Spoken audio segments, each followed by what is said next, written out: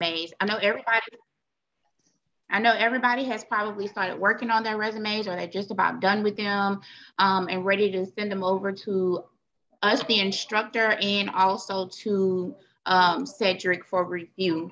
And just to kind of let my students know, Marsha Gallagher is on here with us, you guys. This is my coworker. She's the other OMBC instructor. She's amazing. I love her to death. so, so like I said, to kind of piggyback on what we talked about on Tuesday as far as resumes, I definitely want you guys to make sure that when you're doing your resumes to identify your skills. And a student, I can't remember which student that was on Tuesday, she brought up a very great question about what if you don't actually have the qualification or the skills that that job is requiring because you're just coming out of school. That was an awesome question, and I definitely want to touch on that a little bit more. Whenever you're looking at the responsibilities for those job postings, you want to make sure that you identify your skills and put those skills in place with what they're looking for. And even if you've not done that job before, you are in school right now. So you're going to get the majority of your skills that you're going to need for those positions while you're in school. So definitely take that into account when you're doing your resume and put that information into your resume to let them know, maybe, no, I haven't done this before, but I've learned this, and this, you know. So just to kind of piggyback on that a little bit as far as resumes, has anybody started working on their resumes? Any questions about resumes that you come across as you've been working on them? No? Okay. I'm halfway done with mine. Okay, good. Okay. I think I'm almost done with mine, I think. Okay, awesome. So, okay, so going past the resumes, because we are going to get Cedric's Zoom meeting from Tuesday uploaded onto you guys' pages, so anybody that missed it can go back and review it. We did discuss some really good things on that Zoom, but today we're going to get into interview questions, and we're also going to be completing an assessment. When I was an interviewer, one thing that I did after each interview is I would give each of my potential employees an assessment to complete. And the reason for me doing that assessment is I wanted to see what that person's personality is. A lot of times when we're interviewing someone, we may not be able to get a good feel of the personality. And I'm gonna be 100% honest with you. This is something that somebody may not ever tell you. When you're interviewing for some person for a position, you're not only looking for a employee that can fulfill the skills and requirements, but you're also looking for personality. And I know there's been times before where the person did not actually have all the skills and things that I needed for that position, but their personality won me over and sold me. And it made me more willing to do things for them. Like I was willing to take them in because of the person that they were and teach them everything that they needed to know. So I want you to take that into account whenever you're interviewing for something. Definitely let your personality show. Let them see who you are as a person. What are your core values in life? What are the things that mean the most to you? Because like I said, sometimes it's those things that actually get you the job more than any of the other things that's listed on the resume. And again, these are quote unquote things that people won't tell you. But as somebody that has done interviews for a whole bunch of positions, I do want you to take it into account and know that your personality and the way that you look to that interviewer is important. So I want us to go into a little bit about character traits.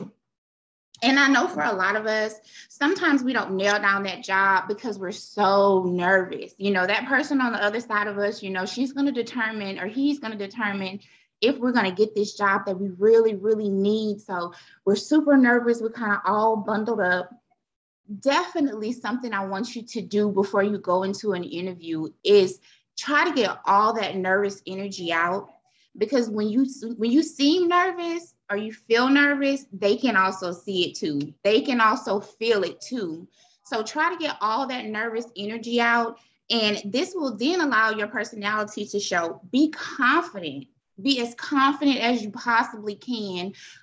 Even though you may not know that you're going to be getting the job or not, put it in your head, in your mind, and say, you know, this is my job. I have this. And that way your confidence can show. It can show throughout the entire interview that you're confident.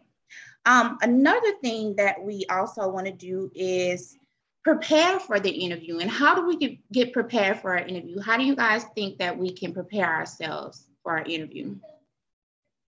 Practice your interview questions. Right, you can practice some interview questions. What else do we think?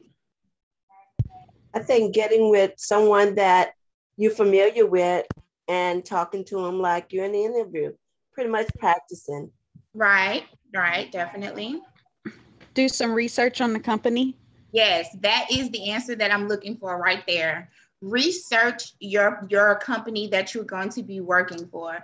And the reason why I say that is because during the interview, if you show interest in the job and you have a little bit of knowledge about that employer, that is going to be amazing to the interviewer, because it's going to show that not only did you come to the interview, but you also came prepared. You came prepared with knowing knowledge about the company that you're going to be working for. And I would also say there's one more key thing that we want to do prior to an interview. Give me some more guesses, you guys. One more key thing. Any more guesses? Can you bring it of the company? The goal of the company? Yeah, that's a good one. But it's another one that I'm looking for. Bring your resume. Yeah, definitely gonna do that. Is it ask the interviewer questions? There you go. That is the next one that I'm looking for. Prepare some questions for your interviewer. Like, you want to look at the company, see exactly what it is that they can do for you. Because after all, when you're interviewing for a job, not only do you want to fill that position for that employer, but you also want to fill it for yourself. You want to go to work and you want to be happy about, because at the end of the day, the job that you chose, you know, they're going to present an offer to you. You know, this is what we're offering you. This is what we want you to have. But we want you to be happy in that position and know that that is not only a good fit on the employer side, but also on the employee side. It needs to be a good fit on both sides. So definitely don't feel like it's not your place to ask that interviewer questions. You want to ask that interviewer questions because you want to see for yourself that that job is a good fit for you and not just for the employer. And that's going to show confidence too. The employer is going to see that you're confident enough to present yourself in a way that's professional and ask questions without, you know, without it being unprofessional. You're not scared to say something. You're not scared to ask questions. Right. Yeah. That's definitely something you want to do. And like I said, I wanted to give it to you from an interviews perspective, you know, so you can get a little bit more comfortable when you go into these interviews with these different employers, so that you can kind of feel just confident, basically.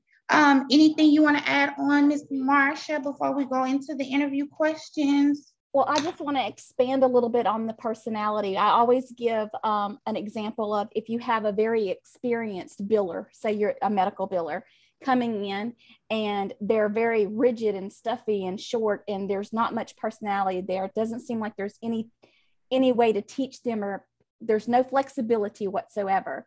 And then you have someone else that's coming in that doesn't have the experience, but you're enthusiastic about the position and you're ready to learn.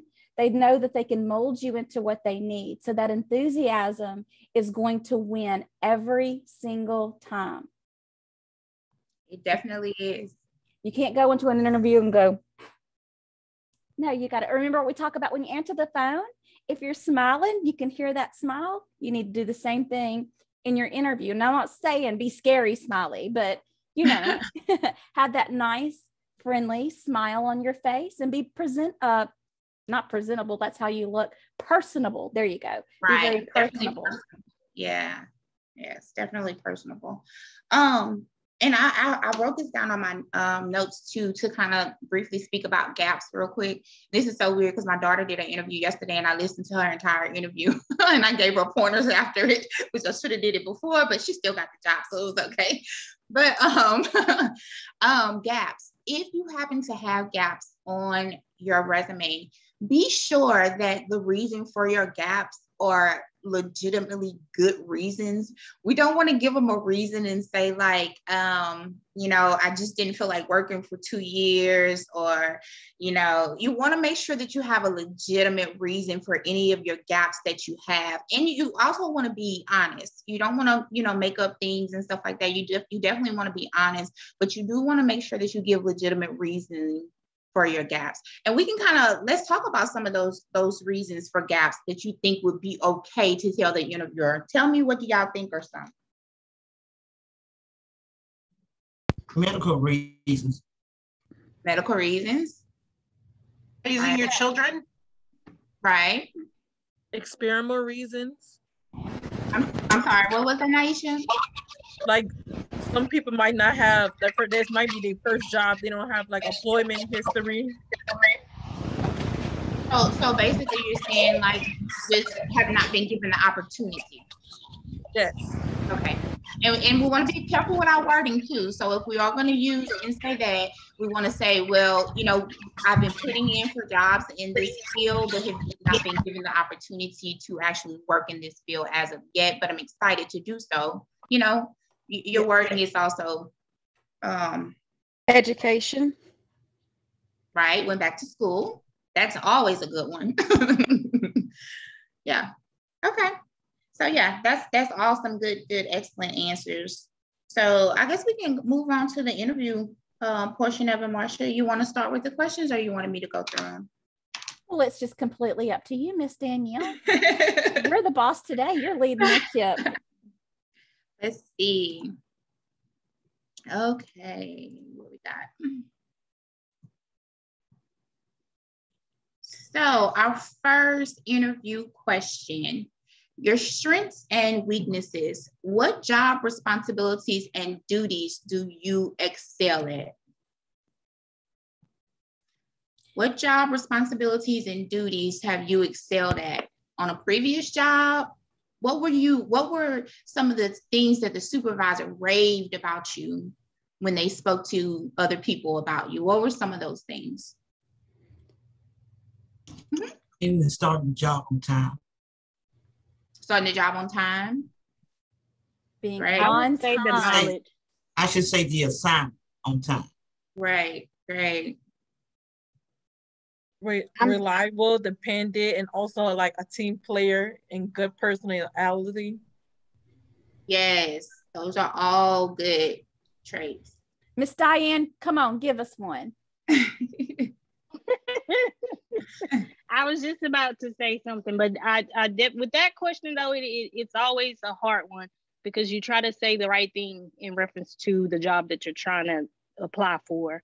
But to piggyback off of some of what they said, definitely your organization, leadership, always, upfront to, think out of the box when it comes to certain tasks. You just don't have, I guess what you gotta say, you're open-minded about situations, and you don't just look at from one perspective. You show, and if your employer sees that you have that quality where you're open-minded and accept criticism from both ways, and you don't look at it from one perspective, that's always a good response to answer to that question. You're coachable, in other words. Yes. You're coachable. Yeah. What about if we took something like my strength, my greatest weakness is also my greatest strength. I tend to be too dedicated. Mm-hmm. Yeah. Very dedicated. And so sometimes I have trouble just leaving my work at work. And, I'm always trying to think of ways to be more organized, or, things like that. I always try to think of that. That is a very common question. So be thinking about it before you go into the interview. Do some research on it. Say, okay, how can I use my weakness, but it actually be a strength? Right. Yeah. And I'm gonna tell you guys something about medical billing and coding. When you're interviewing for a medical billing and coding job, something that the interviewer is if they have been doing medical billing and coding for a while, they're gonna love this answer. They're gonna really appreciate it. Your willingness to go the extra mile and do, just like Ms. Marcia said, the research. Because I'm gonna tell you, as a medical biller and coder, you are gonna spend 45% of your time researching. You're gonna spend a lot of your time making sure that your work is generating that whoever it is that you're billing for, that you're getting them the most amount of money. You're going to want to do things like that. It's going to show your employer that you are there and you're a part of their team. And when that company wins, you win too. That's the kind of the mind frame that you want to go into it with. So saying that you're willing to go that extra mile, you're willing to put in the extra work, the research and the extra time. Because when I first started billing, I must have took at least the first 1 or 2 years where I went to work all day and I'm still at home actually working, preparing for my next day, because I had things that I wanted to get done as far as like upgrading codes to make sure that those codes were paying the most amount of money, or building drug screens from scratch. You'd be amazed at things that you end up doing as a medical biller and coder that is kind of outside of what the curriculum goes over. But as a biller, you want to, like she said, think outside the box, be willing to go that extra mile to make sure that you're getting your employer the most amount of reimbursement that you possibly can. And it requires research. It definitely does. Codes change all the time. Fees change all the time. Different things change all the time. Okay, let's go to the next one. What technical skills and knowledge areas are your strongest? What are some of your technical skills or knowledge areas that are the strongest? I just want to say there's at least 2 ladies. I'm not going to say their name, Miss Elise and Miss Rhonda. Oh, did I say that? That have come so far in their technical skills. Awesome. So you guys, it's very important to have some tech knowledge, being able to upload assignments, being able to upload super bills, being able to fax stuff, being able to do those things. And you guys have really just rocked it out, really learning what you needed to learn and getting there. I have some ladies that know more stuff than I do about, technology. Miss Right. Danielle is the technology queen. If I can't get something to work, I'm like, I can't get this to work. And definitely medical billing and coding, you want to, embody that during your interview process. You want them, let them know, what are some of the struggles that you had. You can even use some of the struggles that you had while you're in school, because we all know our e-learning course does not always work in the way that we always need it to work. Sometimes we got to play around. Sometimes we got to shut the computer down and bring it back up, or, we have to play around with it in order to get it to do what we need it to do. So definitely think about that whenever you are asked questions about, technical things. Basically outline some of your struggles and how did you actually fix those struggles? What were some of the things that you came across that was, oh my God, I don't know what I'm going to do, but you figured it out. So that's a technical skill. Yeah, these are my struggles and this is how I overcame my struggles. Right. And then actually making sure that they understand it. I'm not scared to get in and learn. Right. Okay. Okay, so Ms. Danielle, I have a question. So with the technical skills, as Ms. Marshall was saying just now, we could say upload, and as far as uploading documents or faxing or sending emails, that count as technical skills? Oh, yes, ma'am. Anything that you have to do through a computer, that's a technical skill. Okay. Working a multi-line phone, things like that. Yeah. Okay. Yeah, all of that is considered technical. Okay. And guys, if you've worked at Walmart, which I think, I have several times, if you've worked at Walmart and you've had to use the phone in any possible way, you've used a multi-line phone. So that's a skill right there. Start really thinking about what you've done. Great customer service. You may have, your first job may have been at McDonald's and you may be fresh out of high school, but you had great customer service skills. You need to, that is a skill. Yeah, and uploading is definitely a skill because you're going to be doing this. When you go into your field of study, you're going to be doing a lot of uploading. So definitely a skill, but y'all going to have that down pat. Already know about the uploading, don't we, ladies? Is Microsoft Word, it's a skill? The use of Microsoft Word, as long as you use the proper verbiage when you're speaking of it as a skill, it definitely is a skill. So the use of Microsoft Word as far as creating documents, merging documents, different things like that. It all depends on your verbiage as using it as a skill. But the use of That Microsoft is a good Word, question. I was about to say that as well, because a lot of people I've noticed, and I put it as well, like Microsoft, Excel, PowerPoint, different PowerPoint. I think it becomes useful definitely in the way that you present it or word it as a skill. And I think a lot of people, that kind of knocks them whenever you put that on your resume, but it's how you present. Right. It's the verbiage that you use when you're, stating it as a skill. But I know Microsoft Word, PowerPoint, and Excel was definitely something that I looked for as a technical skill on a resume, because those are the 3 top things that you're going to be using when you're in any office setting. You're going to be using Word. That's why I try to encourage all of my students. If you're not using Word right now, I want you to get into the habit of starting to use it, starting to understand it, because most office settings you go into, that is what they're going to be using. They're going to be using Word and PowerPoint and Excel and things like that. I like whenever I see resumes, I like to see I am proficient in. Right. Verbiage. Yeah, it's that proficient. Doesn't say you're an expert, but it says, hey, I can do this. Right. Yeah, I used Word and PowerPoint before. I used it all the time in school. I did a little Excel, but that was in school, and I really don't remember how to use that. But that was like a school assignment we had to use that for. But so yeah, that was a while back. Yeah, definitely technical skills though. All right, you guys. I have a question. Mm-hmm. What is case management considered a technical skill? Like, actually more of a responsibility Okay. More like because it's actually a title, but under your case management you have different responsibilities, so not actually a skill, it's more of a title. Okay. Any other questions, you guys, before we go to the next one? Okay. What people, team, and leadership skills? Well, that's kind of almost verbatim. Let's go to the next one. What are the key motivators that excite you to perform at your very best? What are some things that motivates you on the job?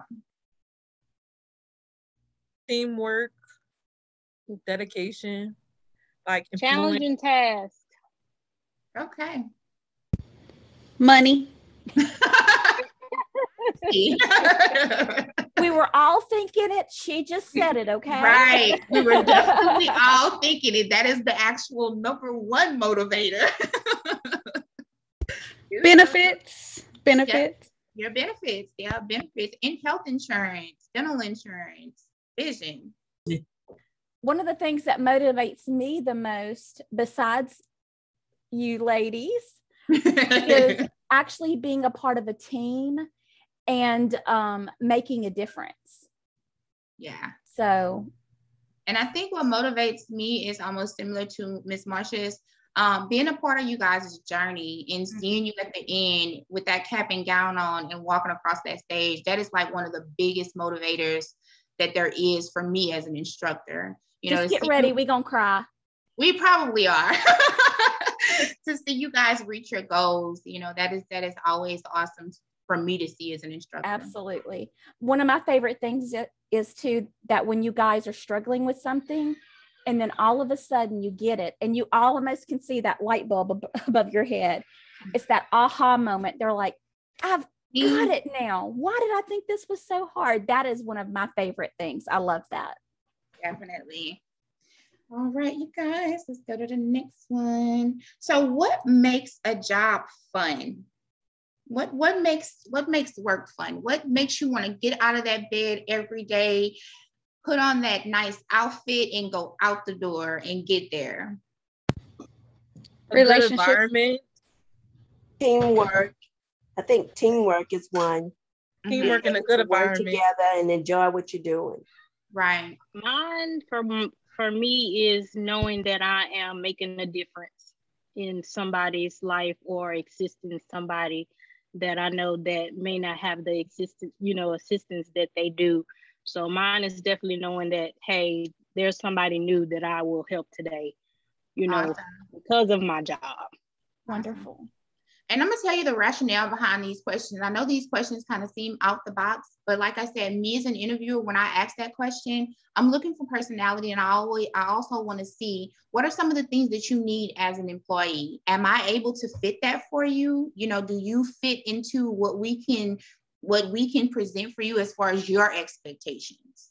So these are more questions that are kind of geared towards your expectations as far as when the employer is gathering all the information about you and if you're going to be a good fit for that company. So let's see the next one. So this is one that is one of those questions where I have asked these questions and I have been like, it was like, you could hear I know, that's what I want. silence. It was silence, and it was silence for a long, long time. Why specifically did you quit your last job? Remember, it's all in the presentation. And more you can benefits, quit a job, more opportunities. Okay, better opportunities. Career reasons. Yeah, growth, education, enhancing yourself. Exactly. Yeah. It just wasn't the right fit. Yep. I want to see that. I don't have a Perfect. bad job now, but it's something like that. Just not the right fit. Just not right. It's just not the right fit. And you can say those things. Sometimes when you hear that question, you're like, oh my God, they're going to be judging me. Like, I have to make sure that I say the exact right thing. And that's not always necessarily true, you guys. Honesty is something that an interviewer also takes into accountability when they're, because they're knowing that they're going to get a solid person if you're able to answer that question and the answer isn't always one that's cookie cut, that's perfect. It doesn't always have to be cookie cut or perfect. It could be that this just was not the right fit for me. I needed something more. It didn't, motivate me. It's okay to say that to that question. Also, you need to be careful that you're not trash talking your last job or your last supervisor. They're going to be looking at that too. Any negativity is going to be automatically a red flag. So I don't care if you hated your last job, you better pretend like it was the best thing ever. It just wasn't for you and you needed to do something different for your career, whatever it is, but no trash talking at all. No, yeah, definitely. Yeah, I think all answers should be a positive answer. Right. That's right. Always positivity, yeah. Next one. Okay. I like this one. Describe the perfect manager. Describe the behaviors of a manager that will facilitate your very best work. And you ladies can look at us as kind of like a manager. Able to answer the questions, good customer service, good communication, good attitude. Mm-hmm. That's my number one, definitely communication. And that's mine too. Willing to listen. Yeah, like a teacher, like if I have a question, they will be able to answer in a timely fashion, nice. No attitude. Like me, Hanaisha. Yeah, just like you. Any questions I need, you could answer me. I do want to bring something up. I was thinking about this a while ago. Okay, I know we're doing interview questions and we're talking about getting interviewing for the job. But once you get your position, I love to ask questions, but you have to not ask the same question over and over and over again. If it's important enough to ask, then write it down and write it with the answer and have you a little notebook or a little binder. It's part of being organized, because that's one of the things that's going to aggravate, as a new employee. They're going to answer you 1 or 2 times, but if you're asking it 5, 6, or 7 times. So whenever Naisha said, answer questions, I just wanted to point out, questions are great. They want you to ask questions, but they don't want you to ask the same question over and over and over again. Right, repetitively. Because just like us, they're going to say, I have answered that. Did you watch your Zoom? If you would have watched your Zoom, it would have been in there. Right, because and that also shows that you're not paying attention. That's what that also basically says too, is that you're not taking the time to understand what I'm saying. So I'm constantly having to repeat the exact same question over again because apparently somebody's not listening. That's kind of what that is. So, yep, that was actually our last one on our interview questions. Anything else that you guys can think of that has you frightened when you think of the word interview, or that you, like when you're getting prepared for your interview, what are some of the things that we didn't discuss that you feel like you might want to get just some feedback from? Anybody? I have a I question. think my biggest thing for me is I just popped in, but I think with me, with thinking about interview, it's very much sure for sure the nervousness of what they're gonna ask and how to respond to the question. For that question, I want you to remember that person, if you guys can mute, I want you to remember that person sitting on the other side of that desk is a person. They bleed, they cry, they are sad, they're happy. They are a person just like you. So when you go into that interview, I don't want you to see them as like a robot or something like that. Know that you can reach that person just by being your authentic self. You know, you don't have to put on all the different, I'm not sure the word that I'm looking for, but you don't have to put on airs in order to impress an interviewer. You can just authentically be you. Let your personality shine, and know that that person on the other side of that table, they're a person. They're just like you. They're no different than you. They go to bed at night, they eat, they sleep. You know, they're a person. And I think if you remember that when you're going in for that interview, you won't be as nervous, because I think that we think of the superiority and the authority that person has over us. That's where that nervousness comes from. But if you put that in the back of your mind and just think, I'm having a conversation with maybe an old friend I haven't seen in a while and we're catching up, but it's in an interview phase, that'll kind of give you the calmness that you need to let your personality show. Melanie, you had something? Yeah, okay, so this has happened to me before in a job interview where I get what I call the death-defying, like the deadly eye contact. Like they're just staring at you with like eye contact, and the silence after asking a question or something. And it's any tips on that? And it's kind of almost the same exact thing, just like I was saying, the same exact thing. You can, you know, and it's only because you're nervous that you're feeling that dead stare is there and that silence is there. I think it's just because you're nervous. But if you can come into that reminding yourself that person is a person that you're interviewing, they're not a robot, they're a person. And you can even come into it with, you know, bring about some things from the day. Talk about the weather first to kind of give you like an icebreaker. Like, how are you today? Like, is the weather beautiful outside? You can do things that brings you into your comfort zone. You know, say things like that. You don't have to go in and we go straight into the interview and, you know, we're just strictly, you know, gonna do just the interview questions. You can do some icebreakers, practice some icebreakers that kind of gives you some calmness. The weather, how was your day? We're going into the weekend, different things like that. Well, that makes it personable from the very moment you walk in the door. And so it kind of sets the tone or the temperature for that interview. You're going to put them at ease because you're not so closed up. And Miss Danielle did say about, you know, to be yourself. Don't be too much yourself. I know myself, and I'm going to say this for me, when I get nervous, I get very bubbly and squeaky. And I'm smiling like, hi, how are you? I'm so happy to be here. Please give me a job. We can't do that, right? We want to remember that we are still in a professional setting. And Absolutely. I know that all of us, you know, most of us were taught this from kids, you know, we have to be able to adapt to our surroundings and Absolutely. the places that we are. We won't act the exact same way that we act in church at the club. I mean, it's just not, we're not going to do, you know. Right. So based on where you are, you know, you're going to know, you know, how far to go as far as being personable and not coming out as, you know, oh, that's just kind of weird a little bit. That's a hot mess right there. And I don't want that in the office. Yeah. We want to maintain professionalism throughout the entire interview. Definitely, we want to remain that. And I'm like a lot of my students have heard me say this over and over again.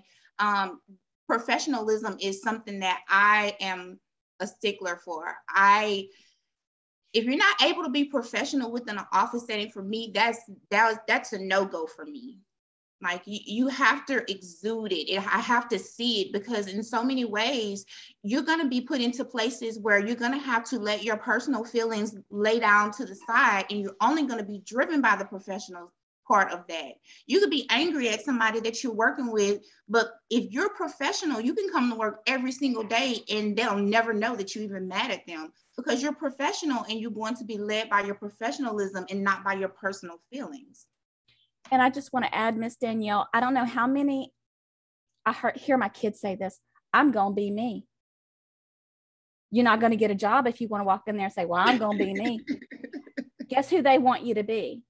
Who they're paying you to be. Mm-hmm. They need someone up front that's friendly, that answers the phone, that takes immaculate records, that takes care of their patients. Because guess what? If you're messing up the patients when you're answering the phone or when they get to the door, they're going to lose money because the patient isn't going to deal with that doctor. How many times has somebody answered the phone, or you've gone into a doctor's office and you didn't feel like you were treated properly and you didn't go back, or you didn't go to the appointment? So you can be you, but that you has to fit that job description. Right. Definitely. You can go home and kick off your shoes and your, whatever, and be you at home. But whenever you get a job, you have to be who they need you to be when you walk through that front door.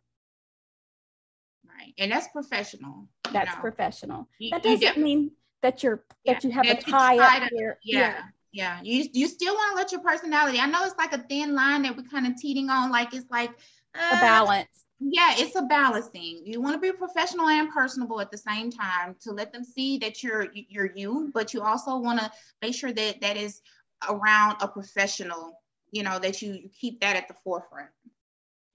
So. And you guys all do that already. You don't talk to your doctor the same way that you talk to your mama. You don't talk to your pastor the same way you talk to your girlfriends, right? We all know about that shifting personality somewhat. That's what we're talking about. It's just a small shift. Does that make sense? And it's basically just based on your environment, have to be different ways in different environments depending on where we are.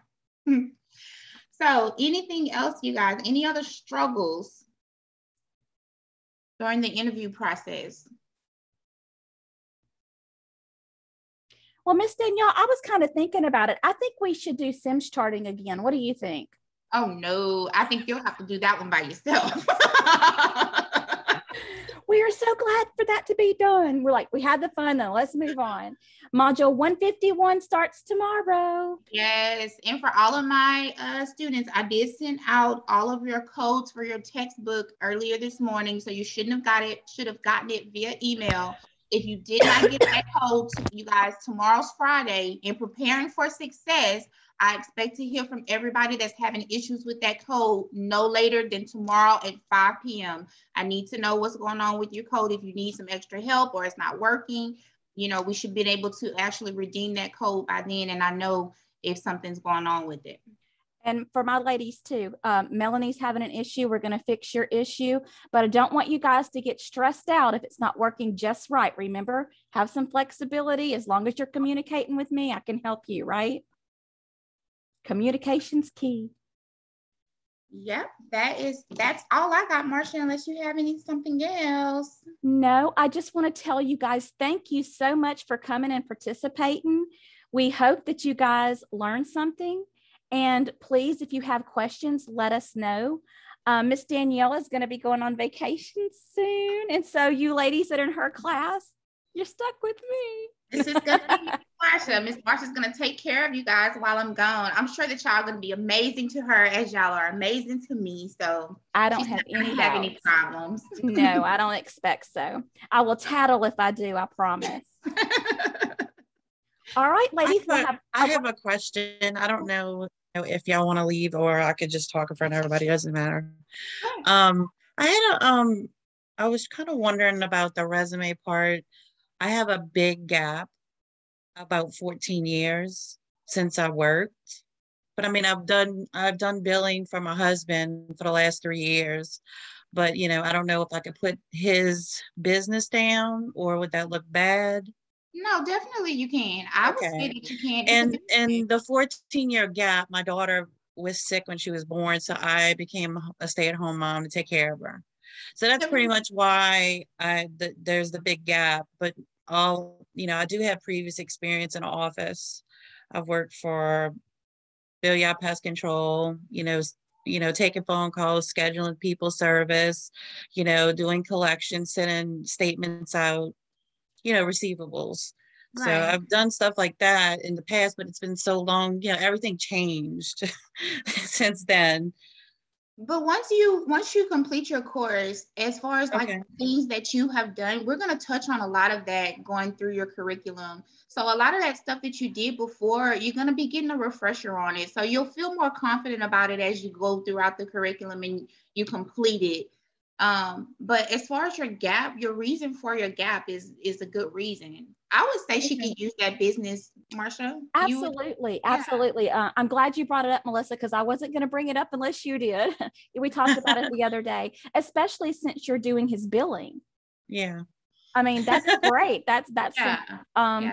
But what's the name of the business? ACA Trucking. We own a trucking company. Okay. So, and I think she was concerned because, if she puts he's her boss, they have the same last name. If that was going to be, I didn't think. Especially in 2021, maybe back in 1999, probably not. But we're living in some times where things that wasn't accepted back then is more acceptable right now. More open-minded. We're able to work remotely. I wouldn't see an issue with it. I don't either. I think it's going to be great. You own your own business and you're doing the billing for your own business. And I think that is amazing. That is really amazing, because anybody that owns a business knows that it's work and it's a big, big, big responsibility. So I'm pretty sure that you carry 50% of that responsibility, or maybe even more than that. So yeah. Yeah. I have a question. Mm-hmm. I wanted to know, because of the fact that I have a gap in my work field force too, but the thing is that because I'm doing the medical billing and coding online, mm-hmm. would it be, I guess, I don't know how it would put it, but would it be easier for me, or should I go into a building or an office setting before I would take something online to get more experience? Because my thing is that I'm kind of scared right now with that. It's kind of, I'm kind of fearful of what's going to happen if I don't go and get the experience in an office setting instead of going straight online, because I haven't did it before. So you're concerned about being at home and working from home. Yes. Miss Danielle, you want to answer this? I can, because I did billing from home. I do billing from home. It all depends on your confidence level, and because if when you complete school, you're definitely not going to have like the experience of having somebody to be there to kind of guide you. But I'm going to tell you something. A lot of times, especially if you go into these smaller offices where they're like mom and pop physicians' offices and things like that, you're probably going to be the only biller there. So there's really not going to be too much of a difference between you working remotely and you going into an office where it's a small office and you're the only biller. You would have to consider your level of comfort as far as needing continuous guidance. If you feel like you are okay to research things on your own, and you don't really feel like you need another person to kind of help you and guide you and show you through, then by all means, definitely apply for remote jobs. But if you feel that you're not and you want a little bit more help as you get, this underneath your belt, then only apply for jobs that are bigger companies where you're not going to be just a biller. Keep that in mind, because if you go into small ones, it's possible that it's just going to be you. Okay. And I agree with Miss Danielle. It really depends on the clinic you're going to be going to work for. I know a couple of ladies that have actually gone straight from school and been remote billers, and they had an in-depth training before they could do that. And then I've had other ladies who had to actually go work in the office for a certain length of time, because what you're talking about with the billing is that's the doctor's money. That'd be like the CEO of a company saying, hey, Miss Rhonda, here, go do my books, with no frame of reference and no real world experience with it. So like Miss Danielle said, it's really going to depend on the facility and what your level of confidence is and how much confidence the doctor has in you that you can do that at home without guidance. Right. Okay. It's not impossible.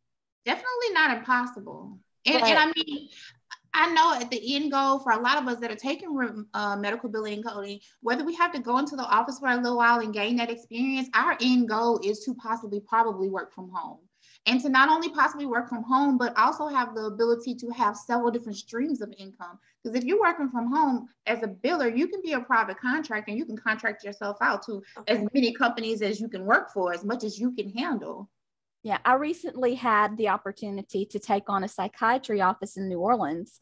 But the lady who was wanting to hand him over to me said he's a real big problem. And I was like, well, I don't want that.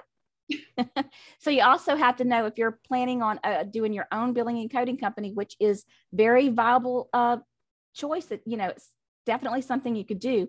You have to make sure if they're doing it the traditional way, if they're doing it through a back door, you know, what's their integrity? What are they doing? How hard is it to get your super bills? Because this particular one, you got paid for everything you billed, but he didn't want to send his regular bills in. He wanted to keep these bills until the beginning of the month, and these bills he wanted to hold for 2 months. And so it messes with your pay. Right. It would mess with my pay. Yeah. But I mean, that's just some of the opportunities that you have as a biller. You know, it just kind of depends on choices. How you feel. Lots of choices. Okay. Lots of choices. All right. Well, if there's no more questions, ladies, you have a wonderful afternoon. And if you have any questions, let us know. All right, you guys. Have a good weekend. Bye, everybody. Bye-bye. Bye-bye.